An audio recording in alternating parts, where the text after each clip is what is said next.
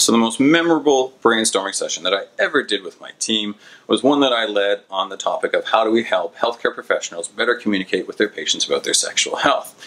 We were doing a series of these because it was just a chronic problem in the erectile dysfunction market. Healthcare professionals, patients, both very embarrassed to talk about sex, and that often resulted in needed treatment not occurring. We're always looking for ways to facilitate those conversations. Now, not surprisingly, even for the Viagra team, embarrassment was an issue. It was our day-to-day job to really understand the dynamics around sex and relationships and be able to communicate effectively in that area, but embarrassment never totally went away. At that time, ironically enough, Extended Viagra marketing team was comprised almost entirely of women.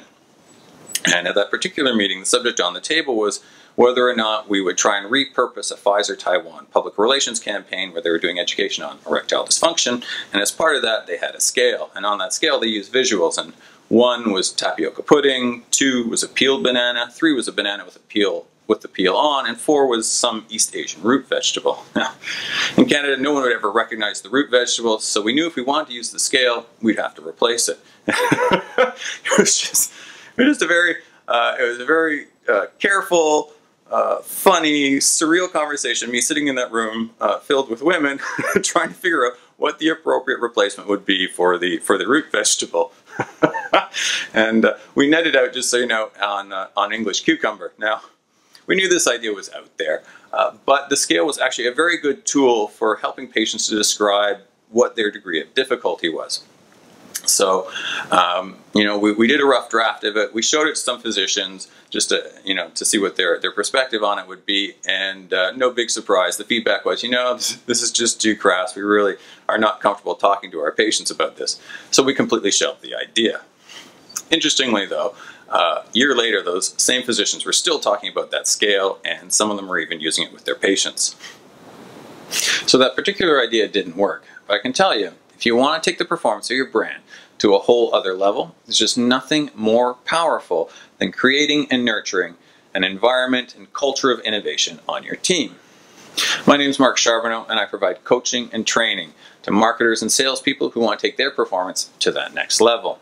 This video is really about providing you with some practical tips and suggestions around how you can create an environment of innovation for your team.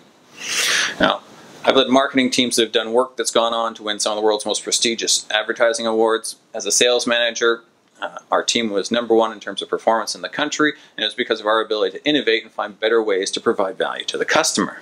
I can tell you from experience, there's just nothing more effective at improving performance than empowering people to innovate. This video is one of a series of videos around how to be innovative. The first one, first principles, general things you need to be aware of if you want to be innovative. Second one, creating an innovative environment for yourself. This one, doing the same thing for your team. The next one, very important, how do you sell your innovations within your organization? And the last one, dealing with compliance and regulatory bodies. So, how do you create a culture or an environment that fosters innovation on your team? When I'm talking about your team, I'm really talking about both the internal and the external members. So internal members, people who are part of your organization. External members, people from your suppliers or your agencies. Don't forget these guys because they see what happens across multiple organizations. They can really bring some great insights to your brainstorming sessions.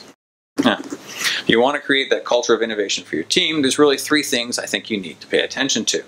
1, you need to provide a well-defined problem. 2, give your team the time and the space to work on the opportunity or the innovation. And 3, you really need to support the innovators, find ways to reward them. So let's start with well-defined problem. Now, I don't know about you, but I've attended a number of sessions in the past on how to be innovative. These are great. They give some great ideas around how to think differently about ideas and opportunities. But I find that at the end, the expectation when you walk out is everyone's just going to be more innovative.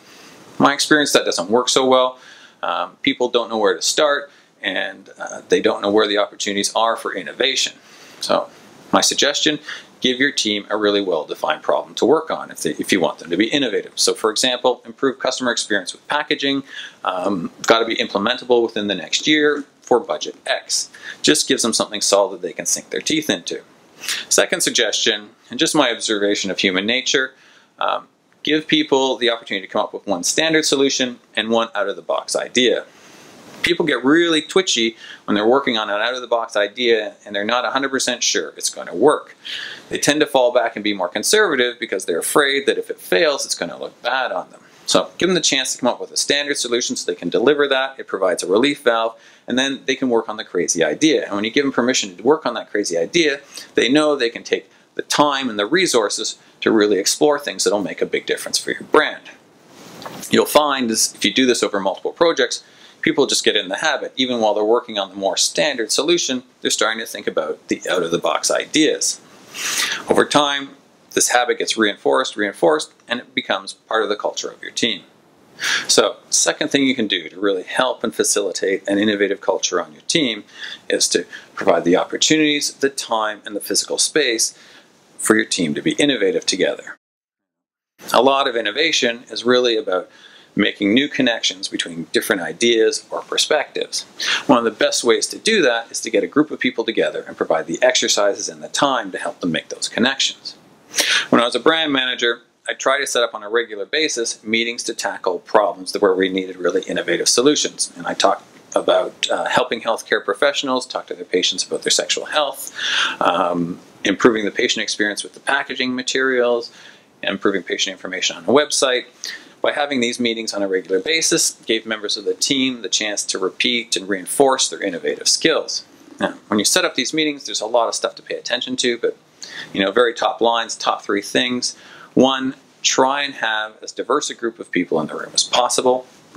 The more diversity you have, the more perspectives you have, the more dots you have to connect, just more opportunity for innovation. 2, try and have a good set of ground rules in place that encourage everyone to participate and make sure that no one is afraid that they're going to get shut down if they propose a crazy idea. And I know, we work in a really tough compliance and regulatory environment. But when you're trying to have a meeting and be innovative and come up with innovative solutions, try and have a no rule. No one can say this isn't allowed or we just can't do this. Give the idea the chance to be fully fleshed out before you try and figure out how to make it work in the real world. Lastly, you really need people fully present for the meeting. So that means not taking email, not stepping out of the room to make calls. The reason for that is simple. Again, innovation, a lot of it's about connecting the dots. And if you're out on a call where you're discussing some of the dots, a lot harder to make those connections. Bottom line, if you do these meetings on a regular basis, if you give your team the chance to work on innovative solutions on a regular basis, it starts to become a habit for them. The more it becomes a habit, the more it becomes part of the culture of your team. Now, the last but very important thing that you need to do, you need to make sure that people are recognized for being innovative. Too often I've seen teams work really hard, take a lot of flack for pushing a new way of doing things. When it finally becomes a big success, everyone forgets where it came from. If you have an innovation that you're pushing forward, try and make sure that everyone involved sits in the room when it's presented to senior management. Similarly, make sure you send an email to their bosses recognizing their contribution. Have a celebratory lunch, give an award, whatever it takes. Bottom line, being innovative means working really hard, taking risks, and pushing change. If people do that and they don't feel like they're being recognized, they're much less likely to get involved the next time an innovative opportunity comes along. In summary, if you really want to create and nurture a culture of innovation on your team, make sure you challenge them with specific, well-defined problems. Make sure you give them the time, the resources, and the space to work together on those problems. And when they do come up with solutions, make sure that they're very well recognized for that. Now, I hope that this gives you some very actionable things that you can use to help make the culture of your team more innovative. My time's up for now. Next video is in the series, how to sell your innovation within your organization and dealing with compliance and regulatory bodies. If you want to make sure you get those, be sure to push the subscribe button.